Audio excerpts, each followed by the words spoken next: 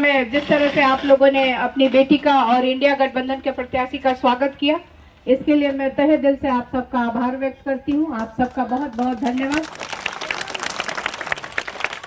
आप सबको पता है कि 2024 का लोकसभा का चुनाव चल रहा है। ये चुनाव कोई आम चुनाव नहीं है। ये चुनाव देश बचाने का चुनाव है। ये चुनाव लोकतंत्र बचाने का चुनाव है। ये चुनाव संविधान बचाने का चुनाव है। शायद इस बार हम लोग अगर चूक गए तो इस देश में कोई चुनाव भी नहीं होगा।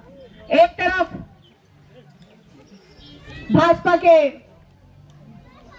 सभी नेताओं ने एक नारा दिया है 400 पार। अगर इनको 400 पार आ जाएगा तो ये संविधान में संशोधन कर देंगे। ये आरोप हम लोग नहीं लगाते हैं। ये भाजपा के नेताओं का ही बयान है जो आप लोगों ने देखा है सोशल मीडिया पे और मीडिया के माध्यम से हम लोगों ने भी देखा है और सुना है। एक तरफ इस देश के प्रधानमंत्री 10 वर्षों से इस देश पे राज कर रहे हैं। बहुत सारे वादे उन्होंने देश की जनता के साथ किया। पहला वादा उन्होंने किया कि प्रत्येक वर्ष 2 करोड़ नौकरी देंगे, जो कि 10 वर्षों में 20 करोड़ होता है।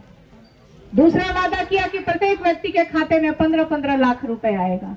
किसानों के साथ वादा किया गया कि उनकी आय दुगनी करेंगे, एमएसपी लागू करेंगे, महंगाई कम करेंगे, गरीबों से कहा गया कि उनको पक्का मकान देंगे।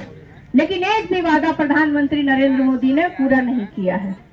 वहीं आप देखिए, अगर सबसे ज्यादा किसी को ठगने का काम किया है इस देश के प्रधानमंत्री ने तो हमारे बिहार राज्य को। बिहार राज्य को कहा गया कि विशेष राज्य का दर्जा मिलेगा, स्पेशल पैकेज मिलेगा, बिहार में बंद पड़ी चीनी मिलों को खुलवाया जाएगा, बिहार में फैक्ट्री लगेगी ताकि पलायन पे रोक लग सके। जो हमारे भाई बंधु दूसरे राज्य रोजगार के लिए जाते हैं, कमाने के लिए जाते हैं, वो रुके। लेकिन एक भी वादा यहाँ पे उन लोगों ने पूरा नहीं किया। यही आप देखिए कि बिहार में 40 लोकसभा सीटें हैं और 40 में से 39 सीटें हमेशा जिता के बिहार की जनता ने देने का काम किया है। और एक भी सांसद जब संसद में पहुंचते हैं तो बिहार के लिए वो लोग आवाज नहीं उठाते। बिहार के विकास पे उनका मुंह हमेशा बंद रहता है और ना तो कोई भी सांसद अपने चेहरे पे और अपने काम के बल पे चुनाव लड़ते हैं। वहीं आप देखिए गुजरात में सिर्फ मात्र 26 सांसद हैं, लेकिन वहां देखिए किस तरह से वहां विकास हो रहा है और हमारे बिहार राज्य का कोई विकास नहीं है 39 सांसद देने के बाद भी। वहीं अगर हमारी सरकार बनती है, आप लोग एकजुट होकर के इंडिया गठबंधन की सरकार बनाते हैं, तो हम लोग क्या काम करने वाले हैं मैं आप सबको बताना चाहती हूँ। पहला काम जो हमारी सरकार करेगी वो जो पढ़े लिखे हमारे नौजवान भाई हैं, हमारी बहनें हैं, 1 करोड़ सरकारी नौकरी देने का वादा हमारी सरकार करती है।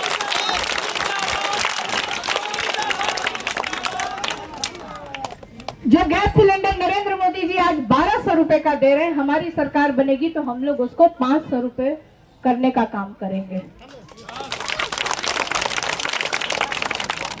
और जो वृद्धा पेंशन आज 400 रुपए सरकार दे रही है, उसको बढ़ा के हम लोग 1000 रुपया करने का काम करेंगे। और जो ये नरेंद्र मोदी जी 5 किलो राशन देते हैं, हमारी सरकार आएगी तो उसको बढ़ा के हम लोग 10 किलो राशन करने वाले।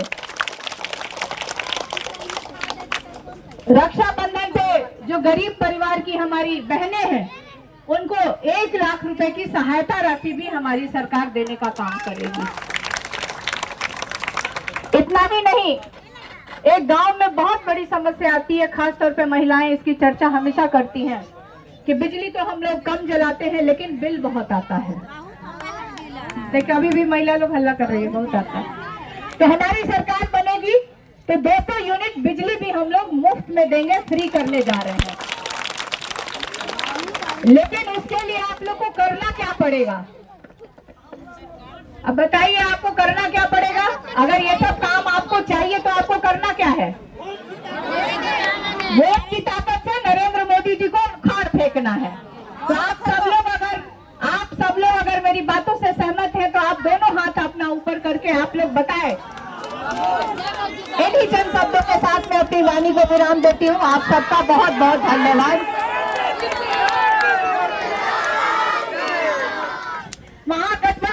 जिंदाबाद, राष्ट्रीय जनता दल जिंदाबाद, और यहाँ जितने जनता मौजूद है वो भी जिंदाबाद। धन्यवाद आप सबका।